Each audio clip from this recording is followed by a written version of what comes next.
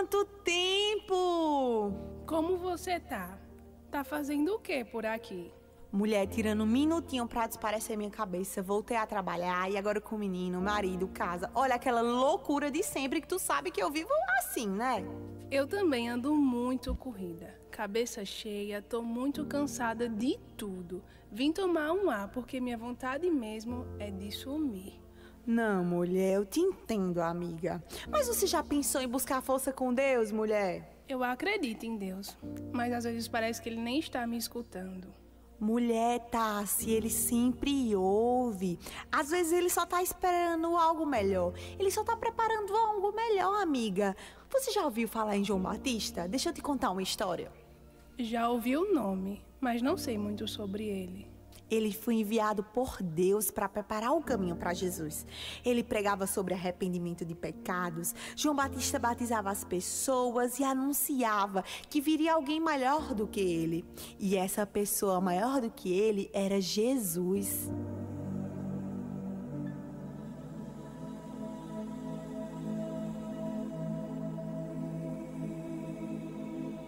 Arrependei-vos, porque é chegado o reino dos céus. Assim como o profeta Isaías anunciou, voz do que clama no deserto, preparai o caminho do Senhor, endireitai as suas veredas. Quem é você? Você é o Cristo? Não, eu sou João Batista, e na verdade vos batizo com água para arrependimento. Mas aquele que vem depois de mim é mais poderoso do que eu, cujas sandálias não sou digno de levar. Ele vos batizará com Espírito Santo e com fogo. João, o que devo fazer? Sou apenas uma mulher que cuida da casa e dos filhos. Como posso agradar a Deus?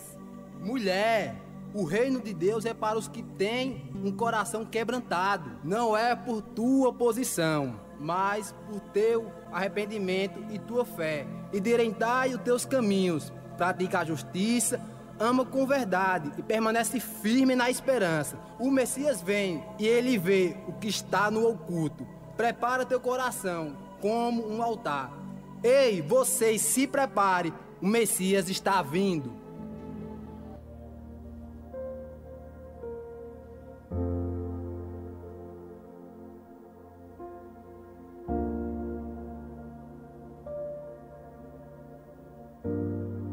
Que incrível!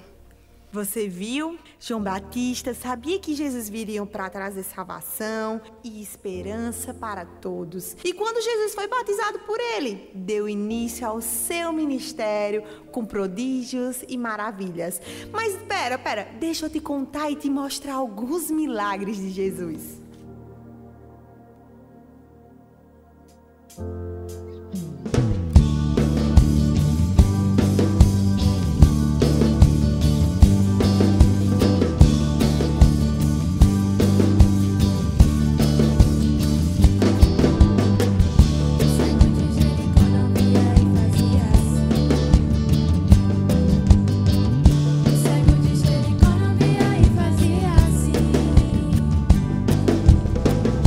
O cego era triste porque não podia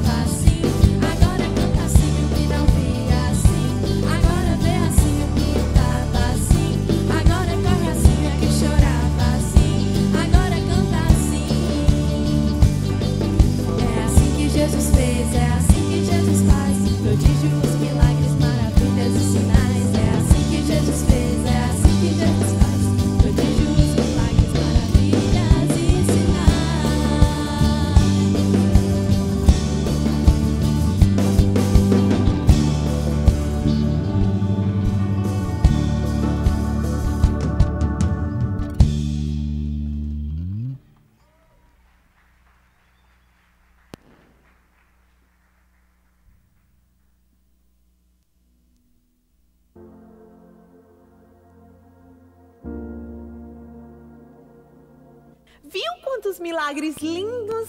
E olha que só são alguns, hein? Mas por que, tá? Se tu tem dúvida que Deus ainda não te escuta?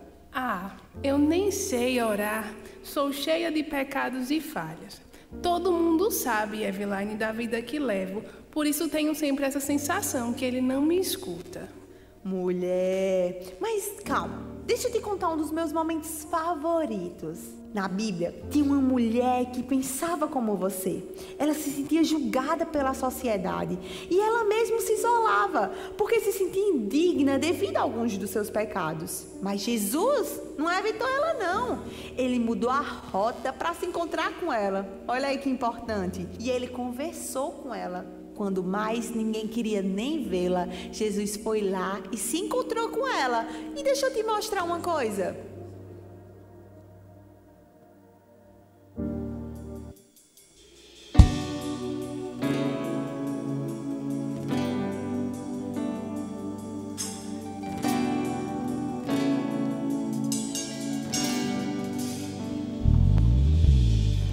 Junto ao poço estava eu, quando um homem judeu viu a sede que havia em mim. Sem ouvir, conheceu e me ofereceu uma água que jorra sem fim. Dá-me de beber, pois tenho sede. Quero mais buscar em outras fontes.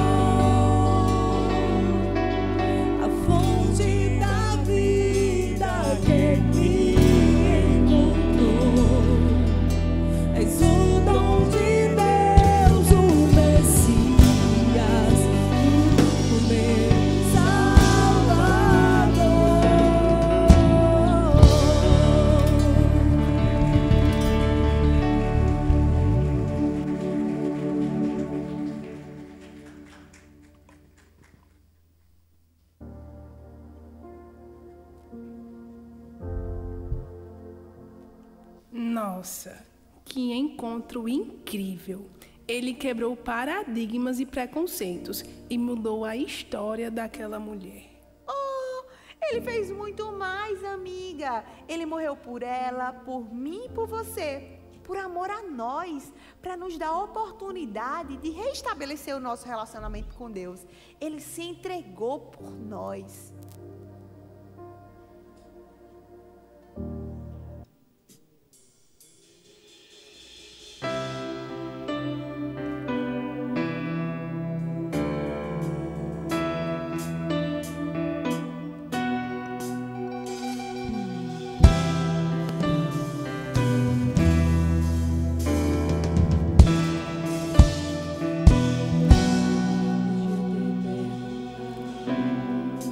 Mas não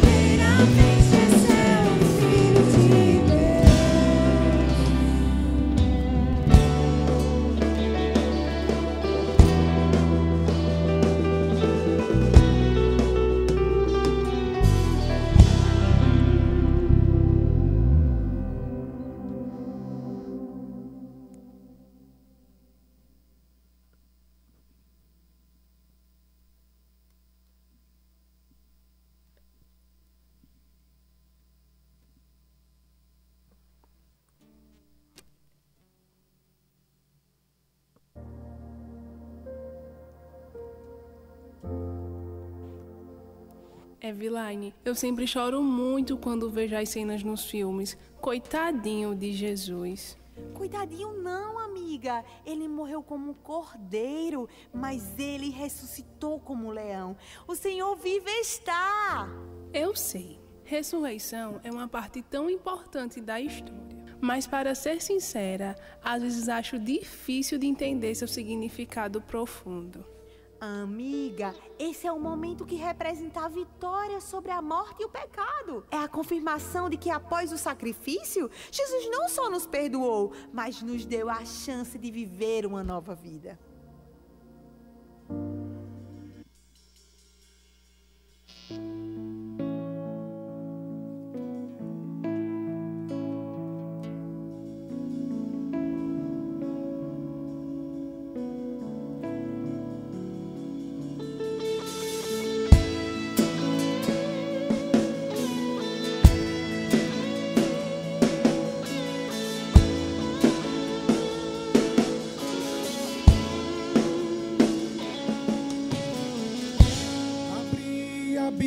Em João 20 e me deparei com Maria Madalena chorando junto ao túmulo do rei. Maria levanta sua cabeça, enxugando as suas lágrimas, seus olhos ela abriu, e aonde estava o corpo do mestre, 2 anjos Maria viu. E eles perguntaram: Maria, por que choras? Então Maria lhe respondeu: ali estava o corpo do mestre Jesus, só que o corpo dele desapareceu. Desapareceu, o corpo dele não está mais lá.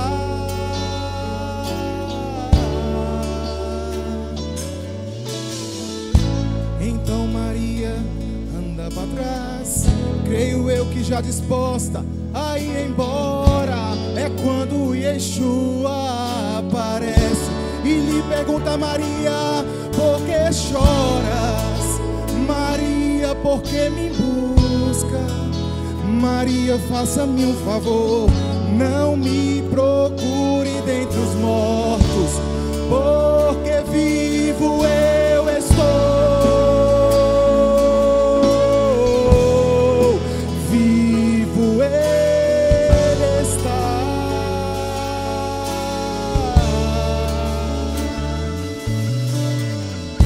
Vai lá e diz aos seus irmãos para começarem a sorrir.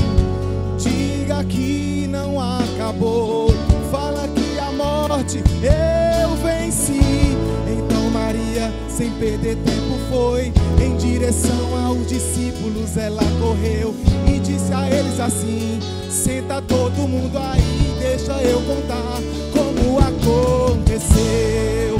O cordeiro que se entregou e surgiu como um leão, tomou a chave do inferno com as suas próprias mãos, e houve um tremor na terra que fez o silêncio cessar. Não está na cruz, não está no túmulo, mas está presente aqui nesse lugar. Eu sinto as mãos furadas me tocar, seus olhos em chamas me observar. Venceu em vida, venceu a morte, por me amar, por me amar. Sinto as mãos furadas me tocar, seus olhos em chamas me observar.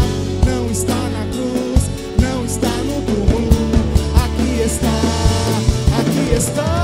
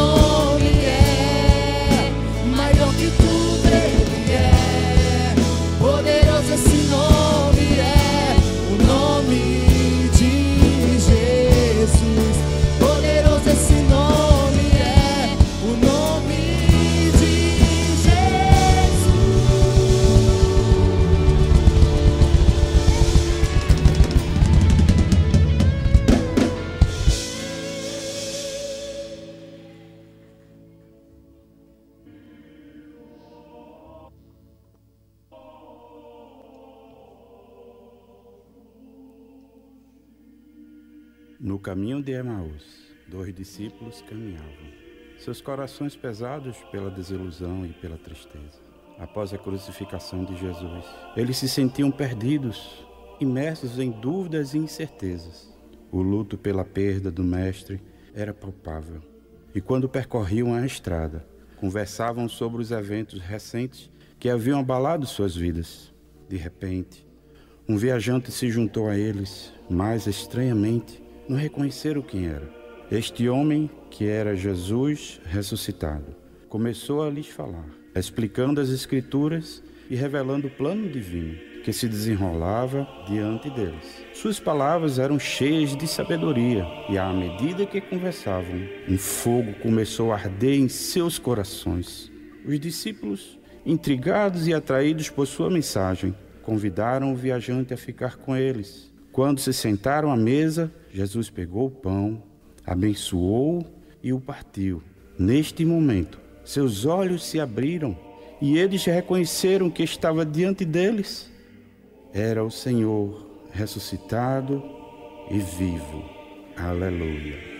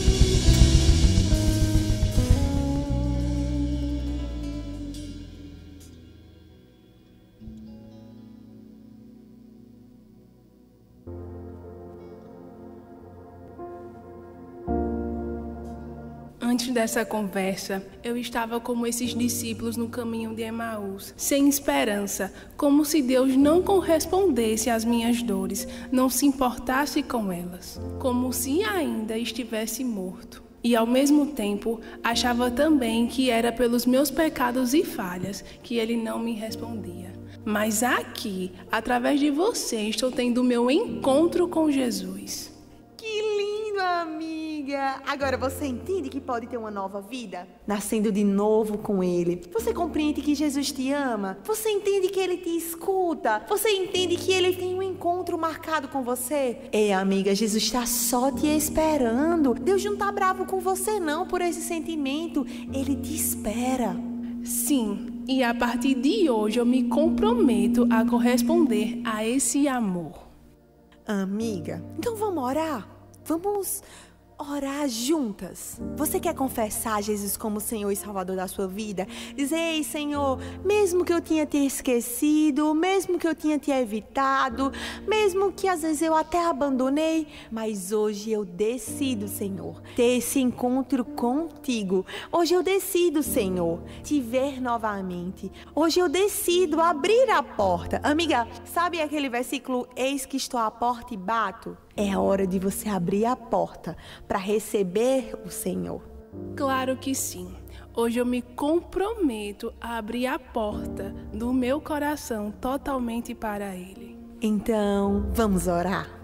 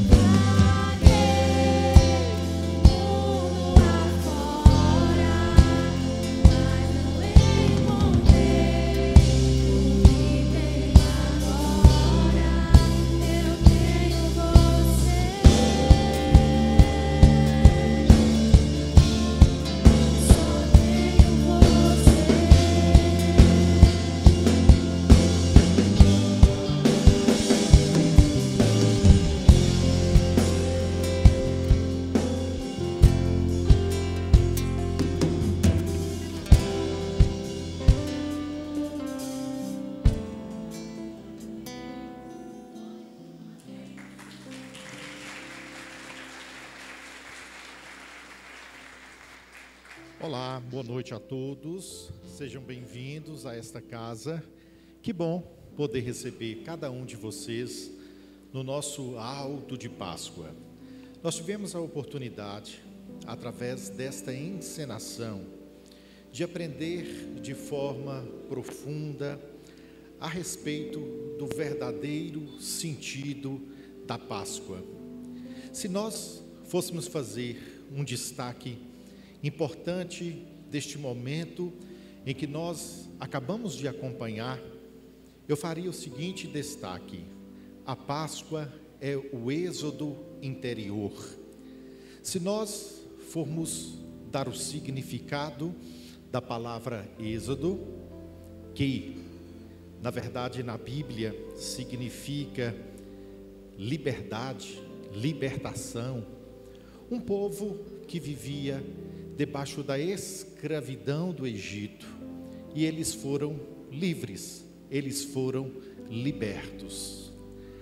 A Páscoa ganha sentido nas terras do Antigo Testamento, quando o Senhor Deus se revela ao seu povo, ao povo hebreu, ao povo da promessa. Ele se revela prometendo vida num espaço onde havia morte. E o que nós podemos entender nesta noite é que a Páscoa não é o quadro desenhado pela religião. A Páscoa não é o quadro desenhado pelo sistema. A Páscoa é vida. E nós só podemos encontrar essa vida na pessoa de Jesus Cristo. A Páscoa ainda nos mostra dois retratos. A Páscoa nos mostra a respeito da vida que Cristo proporciona, mas também nos revela da morte de Cristo, que produz vida no ser humano. Quando nós olhamos para aquela sexta-feira, conhecida no calendário como Sexta-feira da Paixão, onde talvez a esperança está emudecida, a perspectiva já não tem mais voz, porque a vida está presa num túmulo. Mas hoje, quando nós nos deparamos com o verdadeiro sentido da Páscoa, esse êxodo interior, nós podemos entender que o Senhor deseja nos fazer viver debaixo do poder da ressurreição. Talvez você chegou aqui hoje com a sua vida presa num túmulo sem esperança, com a sua perspectiva de vida presa em um túmulo escuro. Mas eu gostaria de dizer a você que Jesus Cristo, o Senhor, Ele deseja que você viva a vida de forma plena. A vida de forma plena que somente Ele pode proporcionar a você. Nós não vamos encontrar a plenitude da vida em nós mesmos, no nosso egoísmo, no nosso egocentrismo. Nós não vamos encontrar o verdadeiro sentido da vida nos prazeres que o sistema nos oferta. Nós vamos encontrar o verdadeiro sentido da vida em Jesus Cristo. Nós olhamos para trás e vemos que o povo do Senhor, eles receberam a promessa e viveram a promessa, mas ali era apenas a sombra da realidade. Quando nós olhamos para as páginas do Antigo Testamento, nós vemos apenas a sombra daquilo que viria a acontecer na pessoa de Jesus Cristo. Jesus Cristo que subiu ao madeiro como cordeiro perfeito. Não havia dolo algum na pessoa de Jesus Cristo, porque Ele carregava sobre si os meus delitos, os meus pecados. Ele se fez justiça por mim e por você, para que nós tivéssemos direito à vida eterna. Em um exato momento, ele exclamou: Eli, Eli, lama sabachthani, por que me desamparastes? Porque olharmos para a pessoa do nosso Deus soberano, nosso Deus absoluto e poderoso, este Deus que não se compactua com o pecado, Ele então, Cristo, que na cruz do Calvário representava os nossos defeitos, os nossos pecados, Deus então, com a sua santidade, Ele volta os olhos para si mesmo e a sua santidade, e o Cristo tem a sensação de estar só, mas era apenas a sensação, porque o Pai não o havia abandonado. O que nós tiramos desta encenação e desta exclamação, Eli, Eli, lama sabachthani, que nós temos um Deus que não se compactua com o pecado, o qual Cristo representava na cruz do Calvário. Não era o pecado de terceiros, era o meu e o seu pecado carregado por Jesus Cristo. O pecado que as pessoas não veem, o pecado que as pessoas não conhecem, mas mesmo assim Ele continua nos amando com este amor que não é efêmero, com este amor que não é passageiro e nem está nas cortinas do tempo, é este amor que é eterno, porque a Bíblia já disse que ele, Jesus, o Cordeiro, já havia sido entregue antes da fundação deste mundo. É isto que é a verdadeira Páscoa. A verdadeira Páscoa não é apenas guloseimas ou belos e doces chocolates.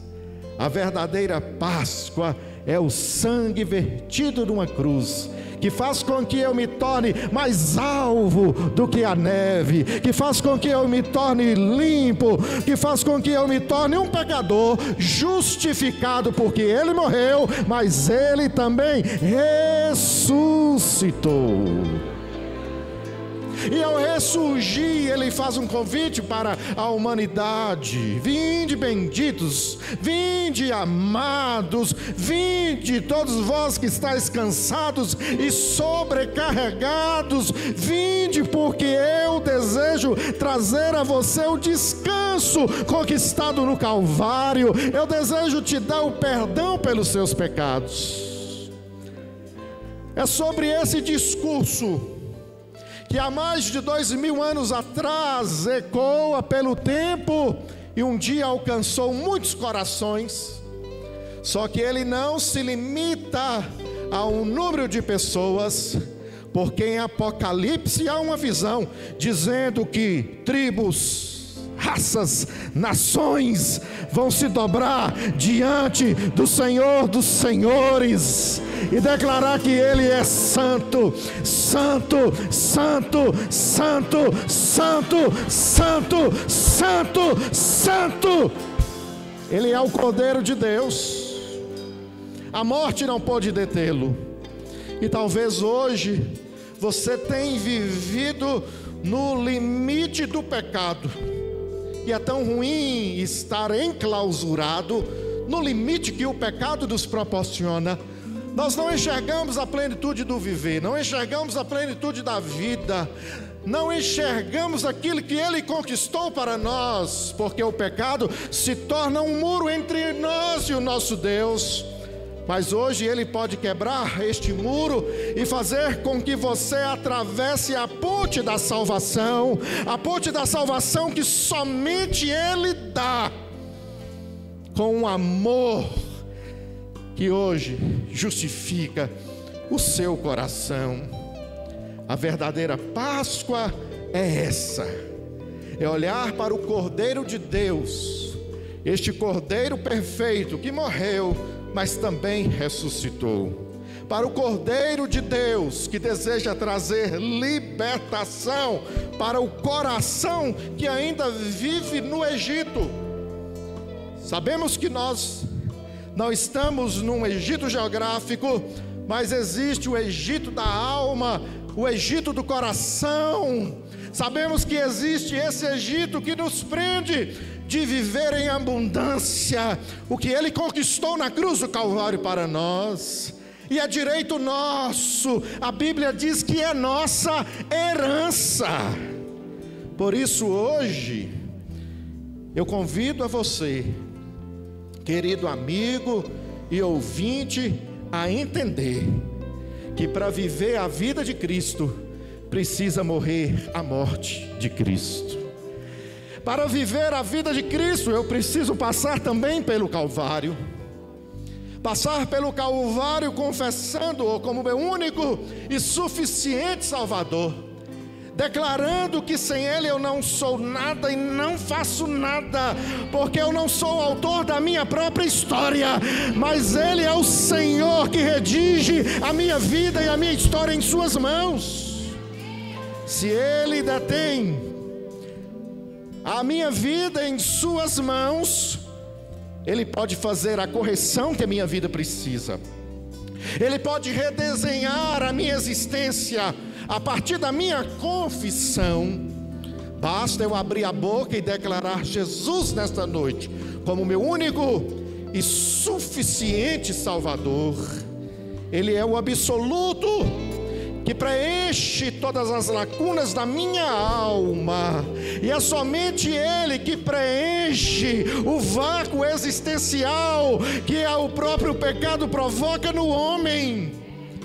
Eu tenho nele o que eu preciso para viver, não apenas nessa vida, mas na vida eterna, porque Jesus é o Senhor. Jesus é o Senhor. Jesus é o Senhor que caminhava com aqueles discípulos no caminho de Emaús, mas por um momento eles não perceberam que Ele estava ali, mas o coração daqueles homens ardiam. Talvez você esteja aqui nessa noite e não perceba que o Senhor está aqui, mas o seu coração está ardendo, porque Ele lhes fala ao coração, Ele fala com você nessa noite, e Ele brada no âmago do ser, dizendo: filho amado, filha amada, eu estou aqui para te perdoar, para lavar-te de todos os seus pecados. Não estou aqui para classificar os seus erros, mas eu estou aqui para perdoar-lhe dos seus erros. Eu estou aqui para te dar uma nova chance, e o meu desejo é que você vá morar na eternidade. O meu desejo é que você vá morar junto ao Pai por toda a eternidade. Nós não conhecemos o dia de amanhã. Diante dos nossos olhos, nós temos o limite do tempo, mas há uma senha que todo dia está sendo chamada, e talvez seja a nossa próxima senha. E eu faço uma pergunta nessa noite: você está preparado? Porque um dia nós vamos nos apresentar ao Senhor, e neste momento em que Ele nos chamar, o nosso nome precisa estar no livro da vida. Hoje nós não vivemos apenas a Páscoa, mas nós vivemos a mesa da comunhão. Nós vivemos a partilha do pão, porque o seu corpo foi dilacerado por nós na cruz do Calvário. Nós participamos do suco, que lembra o seu sangue que foi derramado, e é na mesa da comunhão que Ele deseja que todos os seus filhos estejam, porque Ele não fez os seus filhos para viverem como bastardos, Ele fez os seus filhos para estar nos braços. Por isso hoje, eu gostaria de perguntar a você: